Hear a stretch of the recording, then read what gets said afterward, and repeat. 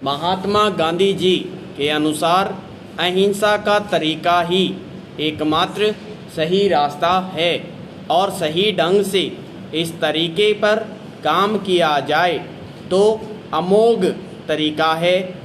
गांधी जी का यह रवैया अन्य नेताओं और कार्यकर्ताओं को नापसंद था, अतः हमने उनके साथ चर्चा की और उनकी बात से हमें ऐसा लगा कि अब उनके चिंतन की दिशा में कुछ परिवर्तन हुआ था और अब यह आंदोलन शुरू हुआ तो किन्हीं हिंसा की छुटपुट घटनाओं के कारण आंदोलन को स्थगित करने की ज़रूरत नहीं थी।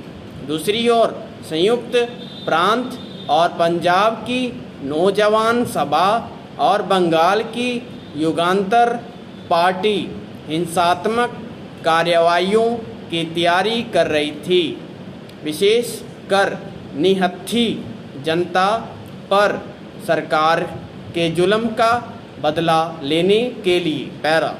इसके बाद ही गांधी जी ने यंग इंडिया के स्तंभों में अपने विचारों का खुलासा करना शुरू किया।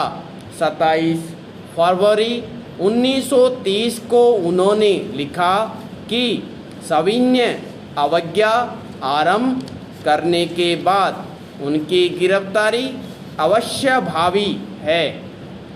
1922 में अपनी गिरफ्तारी से पहले उन्होंने लोगों से कहा था कि वे शांति रखें और कोई प्रदर्शन आदि न करें, किंतु इस बार उन्होंने इससे हटकर कहा, इस बार मेरी गिरफ्तारी के बाद मौन निष्क्रिय अहिंसा का रवैया नहीं अपनाया जाएगा, बल्कि इस बार सक्रिय ढंग की अहिंसा का प्रदर्शन किया जाएगा ताकि अहिंसा में विश्वास रखने वाला एक भी व्यक्ति जेल से बाहर या जिंदा न रहने पाए।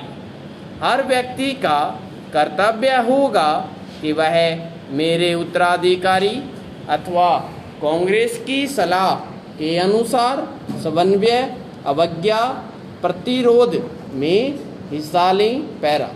स्पीकर महोदय, वास्तव में समस्या बड़े उद्योगों और ग्रामोद्योगों में सामंजस्य स्थापित करने की है।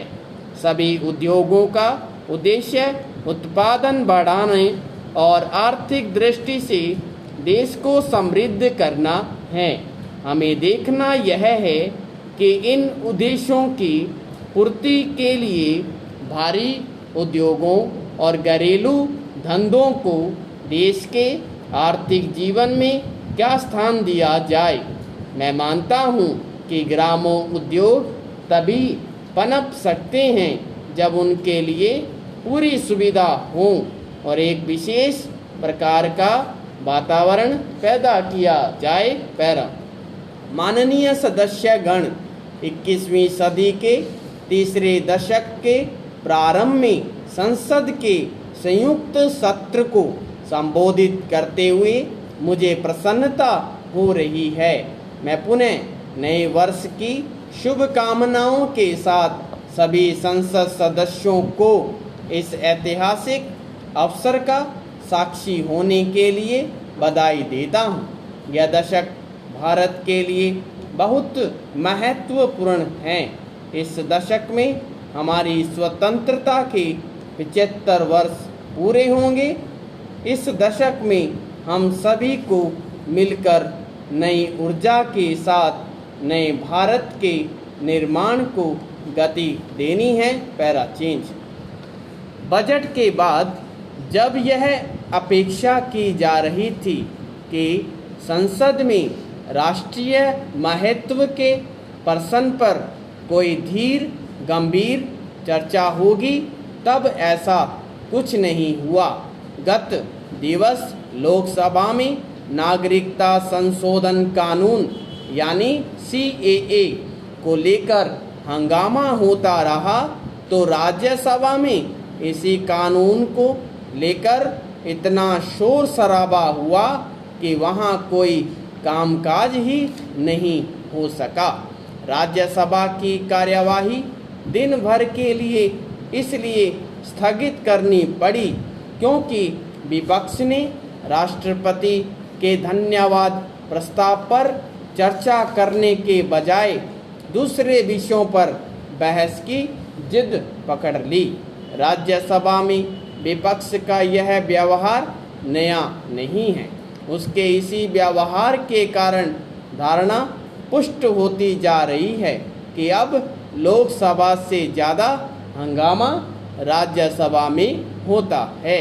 इससे इनकार नहीं कि CAA पर विपक्ष की गहरी आपत्ति है, लेकिन इसमें संदेह है कि वह अपनी आपत्ति दर्ज कराने को लेकर गंभीर है। इसका प्रमाण यह है कि वह CAA के साथ ही राष्ट्रीय जनसंख्या रजिस्टर यानी NPR पर भी आपत्तियां दर्ज करा रहा है। वह ऐसा तब कर रहा है जब 10 साल पहले NPR की कवायद की जा चुकी है। आखिर जो काम पहले भी हो चुका है उसे लेकर सवाल खड़े करने का क्या मतलब? पैरा विपक्ष के रवैये से यह साफ है कि उसका मकसद हंगामा खड़ा करना ही है, इसलिए इसकी ओर से हर संभव तरीके से दुष्प्रचार का सहारा लिया जा रहा है।